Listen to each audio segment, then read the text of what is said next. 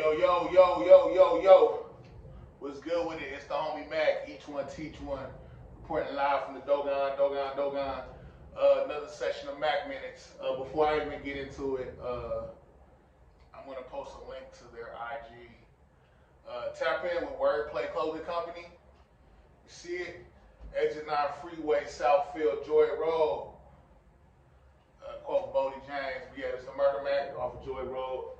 You know what it is if you're from the city. If you're really from the 313. But yeah, check out Wordplay Clothing Company. Yeah, shout out to Joy Road. Shout out to the Motor City. Home team. Yeah, so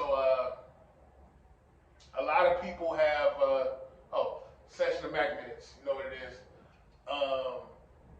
A lot of people have been giving DR.UMAR flack for what he said about Vanessa Bryant, basically saying how, well, Kobe Bryant and Vanessa Bryant and their union, basically DR.UMAR Johnson said,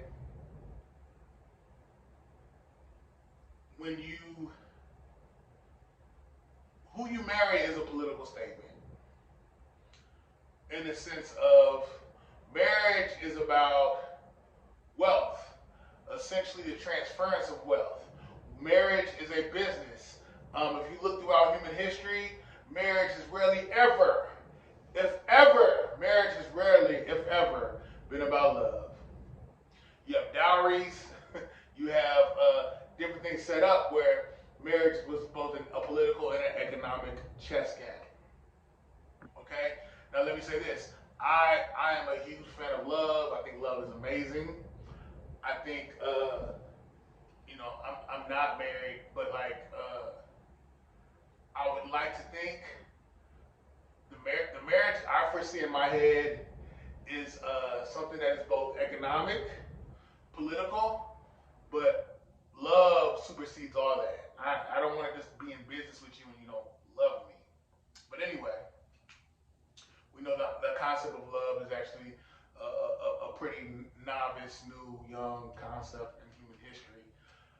Got it. So with that being said, when you factor in the concept of race, what happens in a race?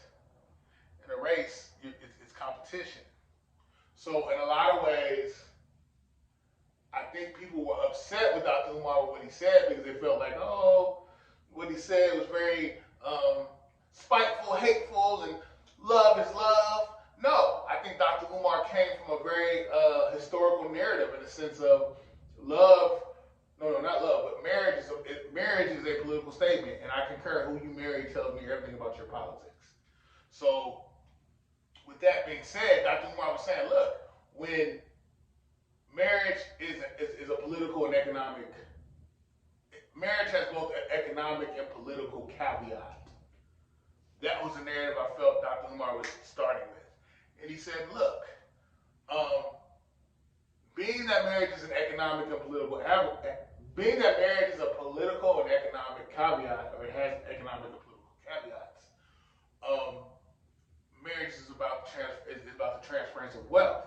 And we know race is a social reality. Race is not a biological reality. There is no concept of race in the concept of the bigger scheme of biology. Race is a myth. Book review coming soon, The Myth of Race. But anyway, that's a whole nother story. We'll get to that later. But no, DR.UMAR was dead on. He was spot on. He was just like, Kobe married a Latino woman, and upon Kobe's death, that wealth is going to be transferred to the Latino community. I don't foresee, if Vanessa Bryant does remarry, I don't know her, but it seems as though she would definitely, and as she should, take care of her Latino lineage, her family, cousins, aunts, uncles, all that, brothers, sisters. I don't know if she had, I don't know what her sibling situation was like, but no, in the grand scheme of things, yes, you take care of your people. Kobe amassed that wealth. So with that being said, I've noticed that a lot of black people that are in these biracial marriages, their children, whether you be a black man that marries a white woman or a black woman, whether you be a black man that marries a white woman or a white woman that marries a black man, their offspring, their progeny, seem to marry white people. So it's like, there's a political narrative that is sold to their children.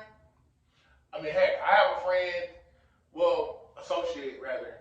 I have to be more mindful to use the word friend. I have an associate who, black guy, married a white woman, had kids with this white woman, and his daughter told him, "I don't like my black side. I want to be around, I prefer being around my white family members. I don't like my black side." And the thing is, what I'm saying is there's a historical and cultural precedent that is set. These children, they see how blackness is how blackness is processed by the world, how blackness is contextualized. And this little girl, she's only 7 years old. My homie asked her, my associate asked her, like, "Why do you feel that way?" And she just said, "I feel like being black is hard." 7 years old, I feel like being black is hard. What drew her to those conclusions?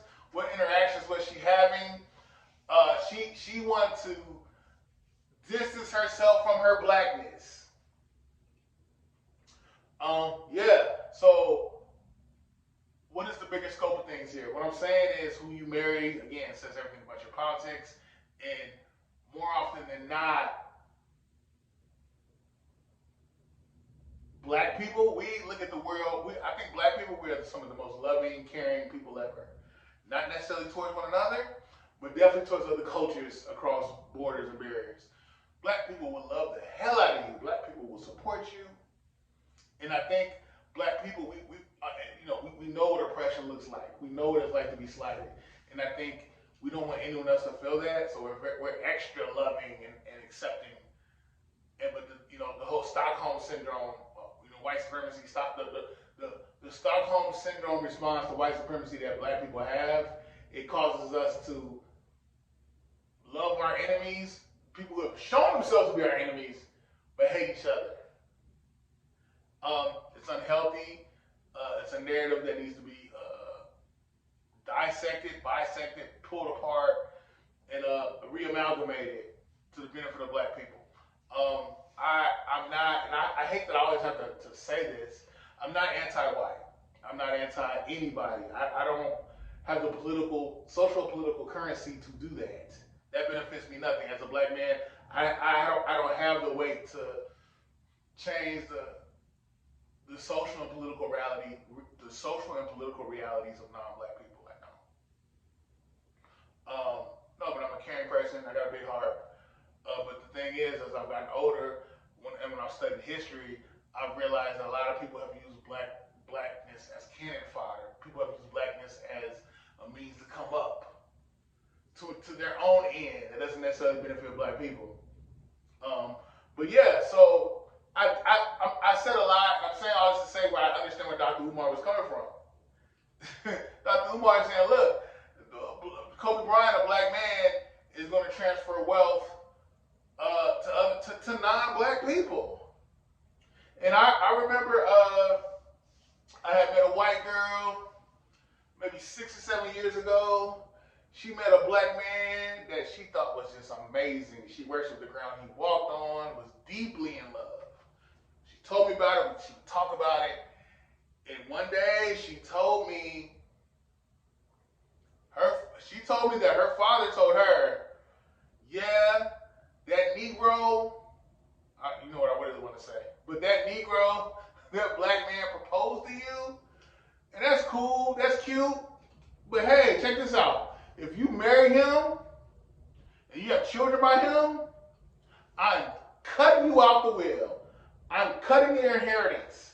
You will get nothing. Your two brothers and your sister, they will get everything. But you, white girl, my child, he didn't say white girl, but my child, you are not going to marry this Negro. You're just not. So what I'm saying is marriage, race is, again, it's not a biological a reality, but it's definitely a social construct that everybody, social construct that everybody not only recognizes but respects. And the milieu, the milieu, the social narratives that exist in our country, not even just in our country, but the world over, show that race is very much a social reality, even though it is devoid of a political. I mean, even though it is devoid of a biological base.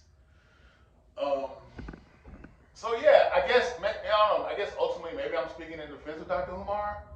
So I'm saying, like, I get where Dr. Umar is coming from. Like, everybody's like, love, love, peace, peace. But I think it's very interesting how people act like this world does not boil down to resources and power. And those resources or power are in a lot of ways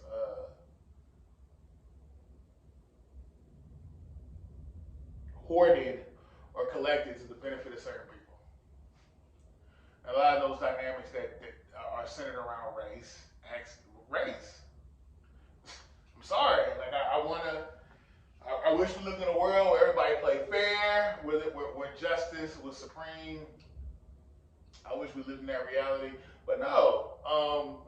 I think ultimately, I have no qualms with anyone that wants to protect their lineage and that wants to make sure their people are straight or good, irrespective of color or race. But my thing is, I'm just tired of black people not loving each other, not wanting to build with one another, not understanding that the ethos that we live in, the culture that we live in, is very much race-based, and it's not necessarily kind or friendly, and it's deeply rooted in economics. I'm just saying, black people, we need to love each other. We need to make black babies, have black families, have a sense of loyalty, allegiance, treat each other justly. I get it. Love is love. I'm not telling anybody like you shouldn't love who you love, but I'm just saying, like, let's not deny the fact that there are a lot of political and economic, well, chiefly political, but economic and social realities that come into play with that. Life is a business. But yeah, I get where Dr. Umar was coming from. I don't think he was being spiteful. I don't think he was being negative. I think the things he said was very cogent and intelligent. Can't remember the podcast I watched when he said this, but no, I think the points he made were very valid. But yeah, I think at the end of the day, race is an ongoing issue. Race is an ongoing social reality, and it really dictates and determines the ebb and flow of society. It is what it is. It's the homie MACK, man. Each one teach one, peace and love. Thumbs up, give me the likes. Thumbs up, give me the likes.